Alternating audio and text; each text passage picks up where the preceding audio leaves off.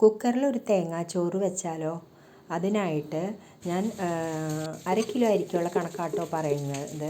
അത് അരമുറി തേങ്ങ ചെറിയ ചൂടുവെള്ളത്തിൽ നന്നായിട്ട് തേങ്ങാപ്പാൽ പിഴിഞ്ഞെടുക്കുക. അത് കുറേശ്ശെ വെള്ളം ഒഴിച്ച് ആ പാൽ മൊത്തം 2-3 പ്രാവശ്യമായിട്ട് പിഴിഞ്ഞെടുക്കുക. ഈ ചെറു ചൂടുവെള്ളത്തിൽ പിഴിയുമ്പം നന്നായിട്ട് തേങ്ങാപ്പാൽ കിട്ടും കേട്ടോ. പിന്നെ ഞാനിവിടെ ഉപയോഗിക്കുന്നത് നമ്മുടെ വെള്ളരി ആട്ടോ, കുത്തരിയല്ല. നമ്മൾ ഈ ജയ സുരേഖ എന്നൊക്കെ പറയുന്ന അരിയില്ലേ, അതാണ് കേട്ടോ ഉപയോഗിച്ചേക്കുന്നത്. എന്നിട്ട് കുക്കറിൽ നമ്മൾ വെളിച്ചെണ്ണയാണ് ഉപയോഗിക്കുന്നത്. വെളിച്ചെണ്ണ ഒഴിച്ചിട്ട് അതിൽ കുറച്ച് സവാളയും കറിവേപ്പിലയും ഇട്ട് ഒന്ന് ബ്രൗൺ കളറാകുമ്പോൾ ഈ തേങ്ങ, നമ്മളിപ്പം 1 ഗ്ലാസ് അരിയാണ് എടുക്കണമെങ്കിൽ 3 ഗ്ലാസ് തേങ്ങാപ്പാൽ, അതാണ് അതിൻ്റെ ഒരു കണക്ക്.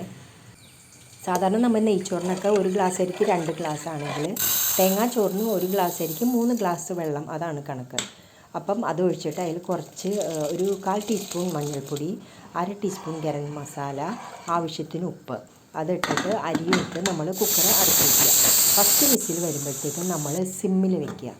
സിമ്മിൽ വെച്ച് 15 മിനിറ്റ് കഴിയുമ്പം ഓഫ് ചെയ്യുക. എന്നിട്ട് ആവിയെല്ലാം പോയതിന് ശേഷം നമ്മൾ ഓപ്പൺ ചെയ്ത് നോക്കുമ്പോൾ ചെറിയൊരു പശപ്പ് പോലെ തോന്നുന്നത്.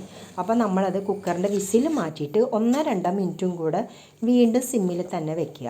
അപ്പോൾ ആ പശപ്പ് മാറിക്കിട്ടും. അപ്പോൾ നല്ല വെറുവെറാന്നുള്ള നല്ല തേങ്ങാച്ചോറ് കിട്ടും.